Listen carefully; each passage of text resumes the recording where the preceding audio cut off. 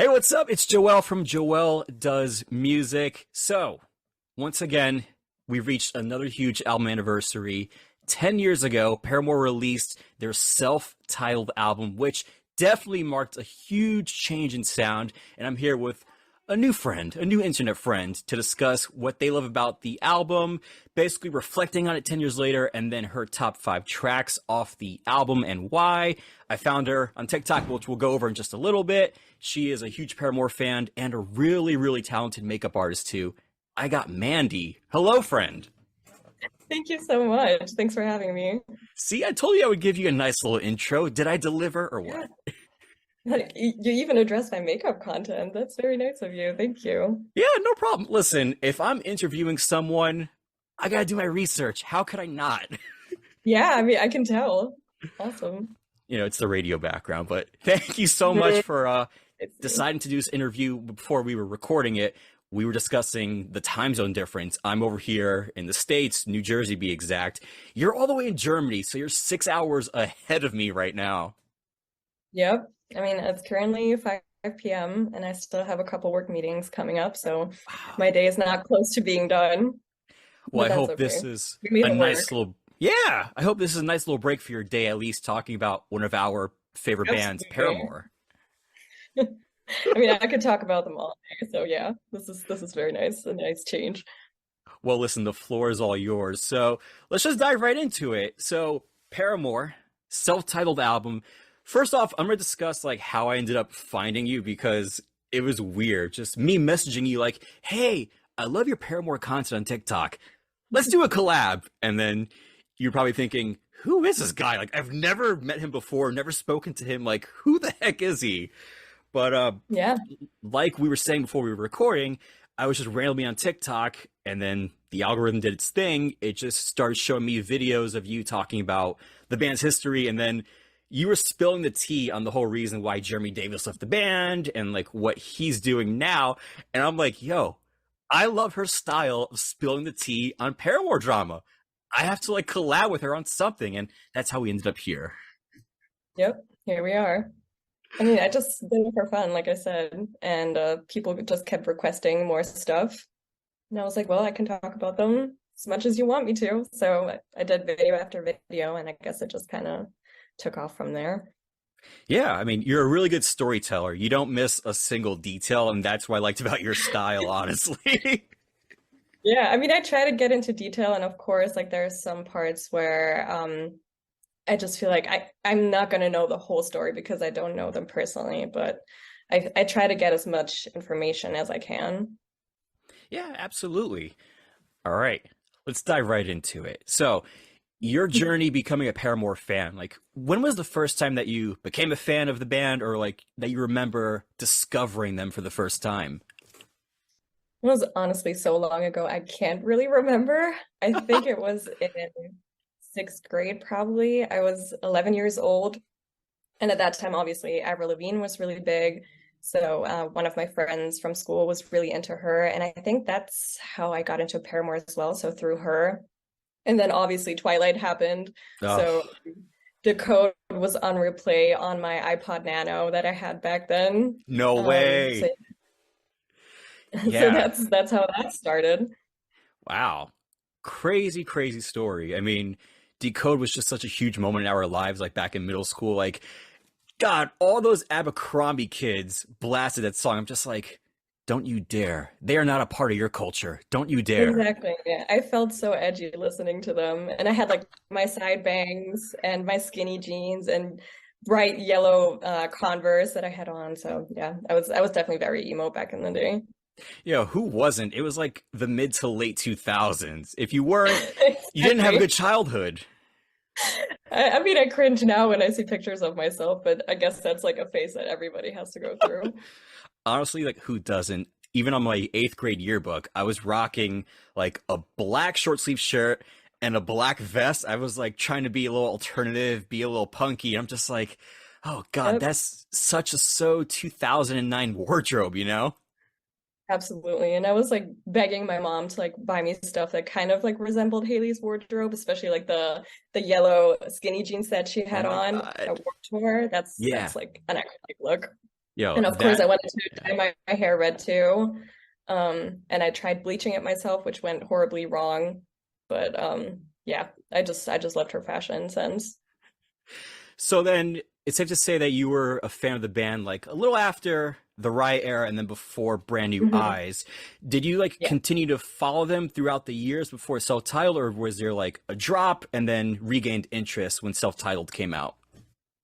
Not really. I mean, it happened like very quickly because at that point I was like developing my taste in music. And like the very first band that I really got into was Tokyo Hotel. I don't know if you know them. They Of were very course. big in Germany. Good.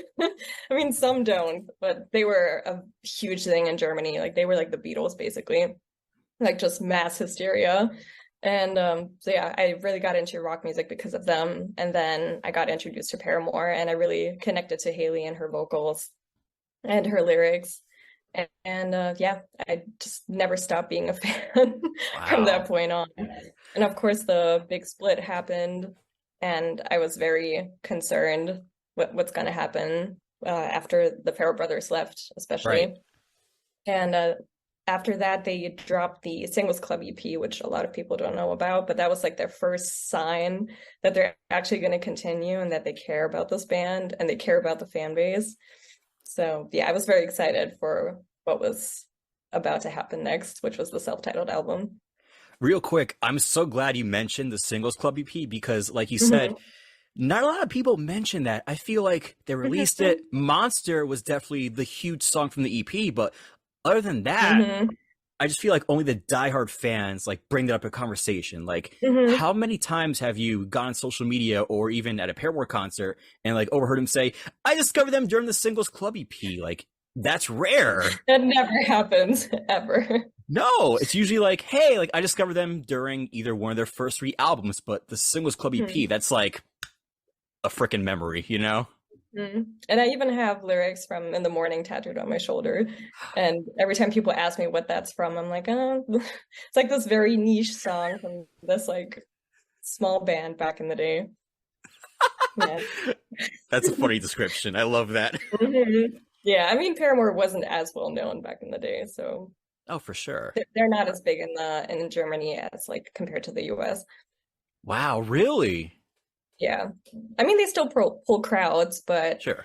I had a conversation with like a friend the other day because they still haven't announced any EU tours so far since they Mm. dropped their newest album, which I was very curious about. And we both work in the music industry, so I wanted to talk to him about it. And he said something like, yeah, I mean, they do pull crowds, but they demand like headliner money that's not very justified. And I was like, okay, I can see that. But yeah, so there's like a little bit of a difference compared to the US. Wow, I feel like I just received Music Education 101. I had no idea. Wow. Yeah. Jeez, my I mean, mind they is they play blown. smaller rooms here, definitely.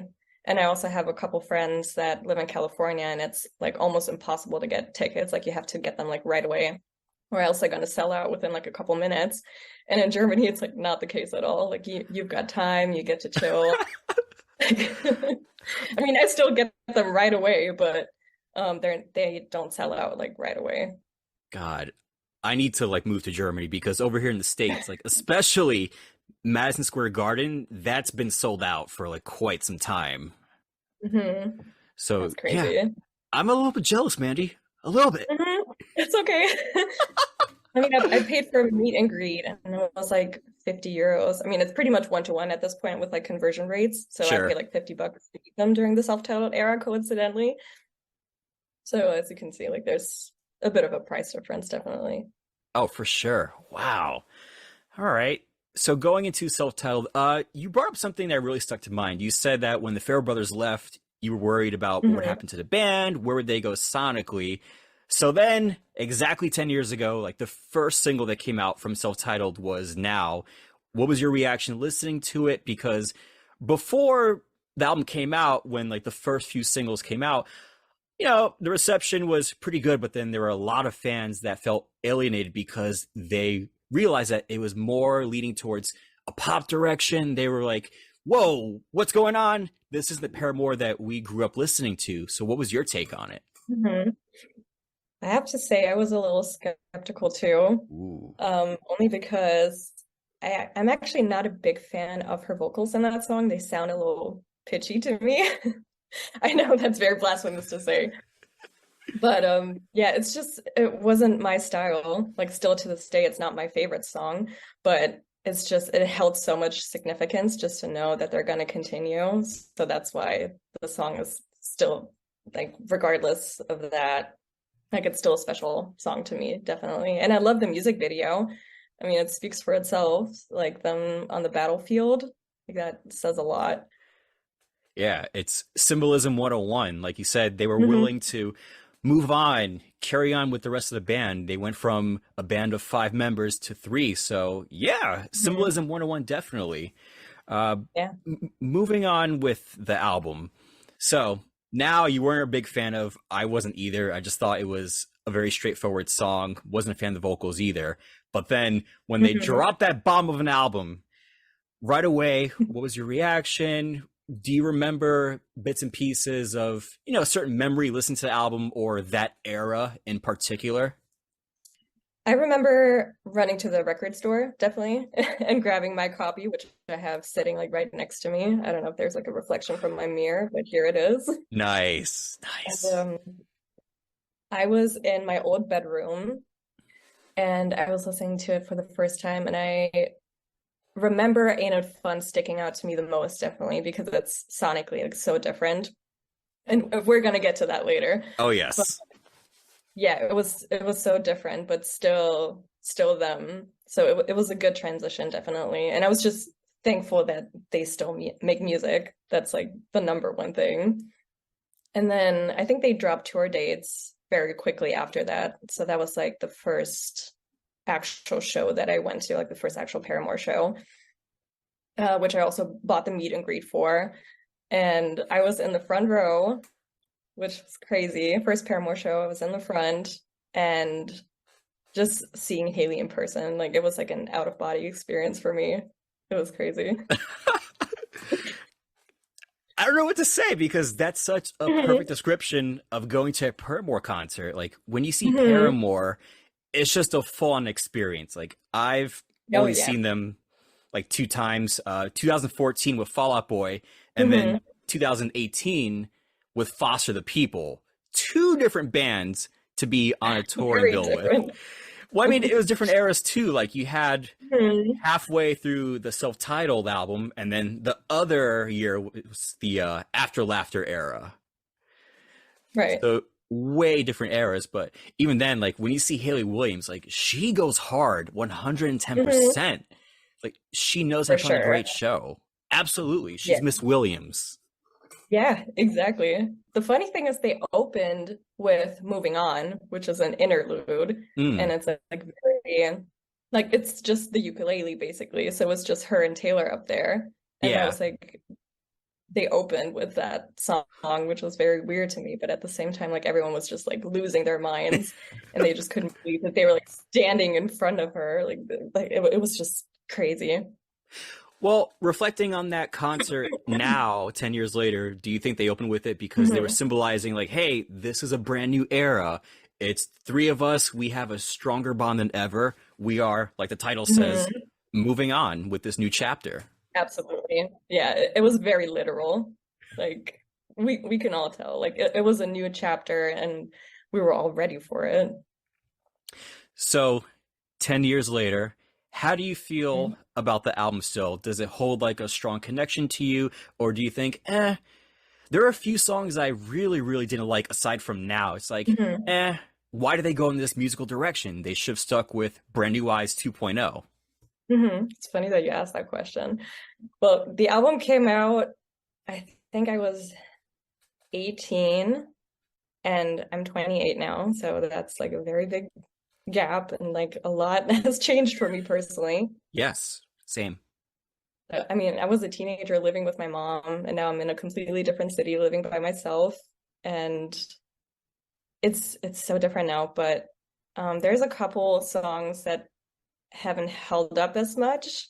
Mm. Like especially there's one song, I talk to my friends about this all the time, like Be Alone is like one of the songs that we really dislike for some reason. And like I can't even put my finger on it. Like maybe it's just the lyrics that are very simple to me. It just felt like a filler song. But other than that, I mean, Ain't It Fun is very overplayed at this point, but like I said, it's so unique in their discography and it won a Grammy for a reason. So Absolutely. it's a very special song, yeah. Is there anything else? I mean, Future is another one that again we're gonna talk about later, but Yes. I heard it on Parahoy for the first time. And again, that was such a special experience because like we were all very quiet and it was just water all around us, but it was like pitch black Yeah. and all you could hear was her voice. And especially like she was like screaming at the end. And we were just speechless at that point. Like it was such a surreal and special experience for all of us that we still remember to this day. God, that was such a magical era. The fact that you went to Parahoy, Mhm. you saw him perform Future, which that's one heck of a closing track on. I Mhm. think the album has like 17 tracks, maybe close to Yeah. 18. God, that is just straight up just musical soundscape. Like, I'm so Mhm. jealous you got to experience that. Yeah, it's a very long runtime for sure, but Future is just a great closing song. And then once they finished playing it, like Haley and Taylor, they were hugging, and you could tell it was like a special moment for them too, because Right. they didn't know if they were going to continue um, after Jeremy left. So we're coming full circle right now. Yeah, it was like after Jeremy left. So we didn't know if they were going to continue as a duo or if they just were going to call it quits, especially because Haley was like dealing with a lot of stuff with her divorce and mental health. So Yeah. it was a tough time, but still like it was a special experience. Yeah. And then look at us now, us Paramore fans and even the band dropped the new album, which is incredible, by the way. I'm sure you've blasted it so many times like I'd have. Mhm. Oh, of course. I All right. mean, it's amazing. Like the best they've ever sounded. Ooh, that's a hot Mhm. take. Oh Ooh. yeah, I know. Those are dangerous words, Mandy. I don't know how I feel about that. Ooh. You don't No, think so? no, I think it's a great album. I mean, Hmm. I'm more of a fan of the new album compared to self-titled, actually. Hmm. Way bigger Oh, I thought fan we of were the new talking album. about the new album. I'm sorry. Yeah, that's what I meant. Like the Oh new no. album is the best they've ever sounded. Oh man. I mean, Yeah. the more we keep talking about Paramore and their discography, I'm like really, really dying to know what your top five songs off self-titled are. I'm so Uh-huh. ready to find out. Are Do you you want to ready? get into it? Get Sure. into it? Yeah, why not? All right, let's start with number five from self-titled. Okay, let me get my little list out Ooh, you came because otherwise prepared I'm too. I'm gonna forget. Oh yeah. I mean, it changed a lot, to be honest. Like I switched out a couple songs. I was like, nah, let me put this one instead. Um, so that says a lot, I think. But yeah, my Oh yeah. number five, as we discussed earlier, is Ain't It Fun. Like, there's no way I just have to include it because it's so special. And again, they won a Grammy for it, and it's sonically so different for them. And I think you can hear the influence their environment had on them, like growing up in Nashville, growing up in like the church community. So I think it's just a great song and it's so fun. It really is. I mean, when you listen to the song, especially the lyrics, and then compare it to the musical instrumental, like the lyrics are really depressing about being alone in the Mhm. real world, and then it's covered up with Yeah, like a happy-go-lucky pop melody. Have you ever seen the I guess. meme of like the two houses? Like there's a colorful house and like Oh the yeah, meme. Yeah, you know what I'm talking about. of course. I went to California last year actually, and we drove past it, like the pink house and the black house. Oh my God, that's so cool. Yeah, I mean, I guess that's like a precursor for After Laughter, right? I mean, the sarcastic lyrics and like the happy instrumentation. Yeah, I mean, it's what I call a depression bop. Like Mhm. depressing Uh, lyrics, yeah, happy melody, depression bop. I mean, There you that's go. that's After Laughter in a nutshell. So there Oh you my God. go. That was a whole nother experience too. That's for a different day to discuss. Oh, yeah. All right. Number 4. What is it, Mandy? Number four is going to be Proof Ooh. because Still Into You is a great love song. Again, a little overplayed for me, but Proof is just a lot more realistic because you have to go through hardships in relationships sometimes, and you just choose each other over and over again, no matter like what kind of lows you go through. So I think that's like a very special song for her. Wow, that's really beautifully put. That's wow, nailed it. Thank you. Yeah, I absolutely. mean, I'm I, just I, like, I only had my list. I didn't write a script or anything. I'm just like improvising. are you sure about that? I am sure about that. I promise. That's awesome though. All right. Halfway through the list, what's number 3? Mhm. Number three is gonna be Grow Up. It's very petty and a juxtaposition to Proof, definitely. But I just loved it, like from the get-go, from like listening to it like 10 years ago when I was 18. It just stuck out to me. And I think at that time I was relating more to it because, I was very rebellious, like when it came to my parents. And now I feel like I can relate it to friends that I've lost over the years. Yeah. And of course, family members as well, or even like work environments that don't serve me anymore. So I just, you have to move on eventually. Yeah, absolutely. Wow. Another great description for a song. Thank you. It's like on your TikTok, you're a storyteller, like a really, really good one. What Oh, can I I say? appreciate that. Thank you. Yeah, of course. Hey, one Paramore fan to another. Great storyteller. Exactly. Thank you. Number 2. Oh man, this is making me nervous. I'm not gonna lie. Well, what do you think? Can you guess what number two is going to be? All right. Number 2 is either going to be, oh God, either part 2 or daydreaming. Mhm. Okay. Well, I already mentioned it. It's actually Future because, I mean, that closer is just amazing. Like her vocals, the intro of them like talking to each other in the studio, and then the way it just fades out and then comes back in. Yeah. Like that's something I haven't heard a lot. So it's just so cool. I love it. I'm surprised you picked that for number 2 because I thought that was going to be your number 1 song. I mean, it came very close, Whew. but then I changed my mind like last minute. Oh God. Okay, I'm really nervous now for what your number 1 song is. Oh God. The number one, I mean, you guessed it already. My number one is going to be part two because, I mean, what can you say? It's the perfect continuation to Let the Flames Begin. It's a perfect callback to Riot. They also have a couple lyrical references to Brand New Eyes, like Hmm. Butterflies with Punctured Wings. So yeah, it's just a great song. Like if you're a Paramore song, you have to love it. Especially Yeah. like when they play it live, when they play like Let the Flames Begin and their like famous outro, and then they play part two after, like it's perfect. Get Out. Wow. That's my number 1 song off the album too. For that I exact love that. reason. Oh my Hmm. God. The callback to Let the Flames Begin. And then I got to see them perform Let the Flames Begin, the outro, and then into part 2 live when they toured with Fall Out Hmm. Boy. Oh my God. That was mind blowing. Amazing. Yep. I mean, you're a man of taste. There you go. One Paramore fan to another. Listen, us Paramore fans have taste, okay? Impeccable taste. Mhm. Come on. Yep, absolutely. Wow. Part 2. It's just that Hmm. song, straight up. That's it. It's that Yeah. song off the album. I actually went to Monument Tour too. I forgot about that because I was living in Florida at the time. Hmm. And I also saw it, I think, in Germany at one point. Yeah, it never gets old. They can play it forever. They just put it on the set list every single time. I God. don't care.